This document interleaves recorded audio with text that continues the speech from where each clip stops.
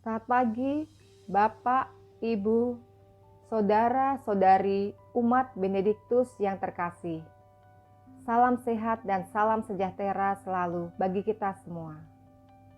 Hari ini, hari Selasa, tanggal 21 Juni 2022, Pekan Biasa yang ke-12.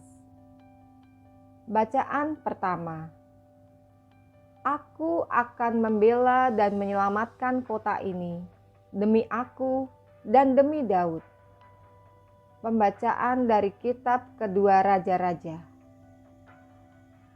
Pada waktu kota Yerusalem dikepung, Sanherib, Raja Asyur, mengirim utusan kepada Hizkia, Raja Yehuda. Ia berpesan, "Beginilah harus kamu katakan kepada Hizkia Raja Yehuda. Janganlah Allahmu yang kau percaya itu memperdayakan engkau dengan menjanjikan bahwa Yerusalem tidak akan diserahkan ke tangan Raja Asyur. Sesungguhnya engkau telah mendengar apa yang dilakukan Raja-Raja Asyur terhadap segala negeri, yakni bahwa mereka telah menumpasnya. Masakan engkau ini akan dilepaskan?" Hizkia menerima surat itu dari tangan para utusan, lalu membacanya. Kemudian pergilah ia ke rumah Tuhan dan membentangkan surat itu di hadapan Tuhan. Hizkia berdoa di hadapan Tuhan demikian, "Ya Tuhan Allah Israel, yang bertahta di atas kerubim, hanya Engkau sendirilah Allah segala kerajaan di bumi.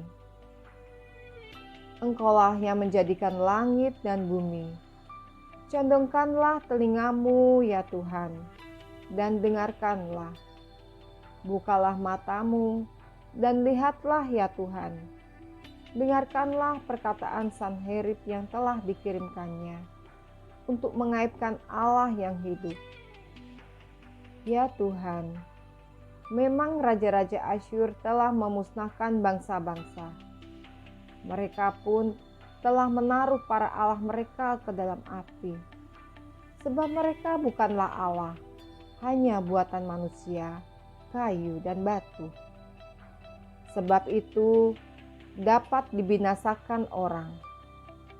Maka sekarang ya Tuhan Allah kami, selamatkanlah kiranya kami dari tangannya, supaya segala kerajaan di bumi mengetahui bahwa hanya Engkau sendirilah Allah ya Tuhan." Lalu Nabi Yesaya bin Amos menyuruh orang kepada Hizkia mengatakan, "Beginilah sabda Tuhan Allah Israel. Apa yang telah kau doakan kepadaku mengenai Sanherib Raja Asyur telah kudengar. Inilah sabda yang telah diucapkan Tuhan mengenai dia. Anak dara yaitu puteri Sion telah menghina engkau, telah mengolok-olokkan engkau, dan puteri Yerusalem telah geleng-geleng kepala di belakangmu. Dari Yerusalem akan keluar orang-orang yang tertinggal, dan dari Gunung Sion orang-orang yang terluput. Cemburu Tuhan semesta alamlah yang akan melakukan hal ini. Maka beginilah sabda Tuhan mengenai Raja Asyur. Ia tidak akan masuk ke kota ini dan tidak akan menembakkan panah ke sana. Ia juga tidak akan mendatanginya dengan perisai dan tidak akan menimbun tanah menjadi tembok untuk mengepungnya. Melalui jalan dari mana ia datang, ia pun akan pulang. Tetapi ke kota ini ia tidak akan masuk." Demikianlah sabda Tuhan. "Aku akan membela kota ini untuk menyelamatkanlah, demi aku dan demi Daud hambaku." Maka pada malam itu keluarlah malaikat Tuhan membunuh 185.000 orang di dalam perkemahan Asyur. Sebab itu berangkatlah Sanherib Raja Asyur. Ia pulang, lalu tinggal di kota Niniwe. Demikianlah sabda Tuhan. Syukur kepada Allah. Bacaan Injil diambil dari kitab Matius bab 7 ayat 6 dan 12 sampai dengan 14.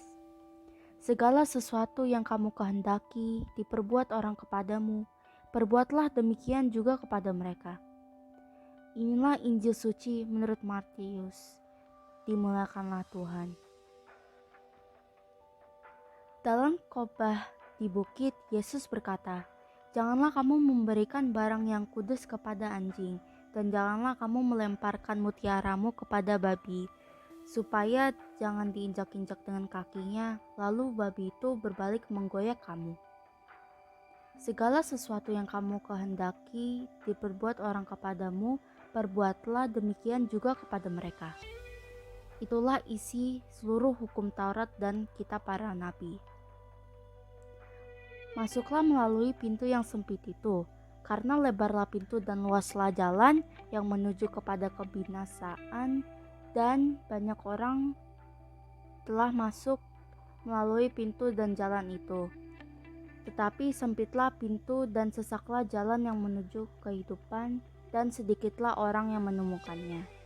Demikianlah sabda Tuhan. Terpujilah Kristus.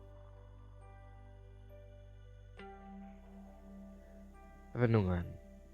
Sesudah merenungkan khotbah yang mendasari kehidupan para murid, penginjil mencantumkan beberapa pedoman singkat hidup beriman.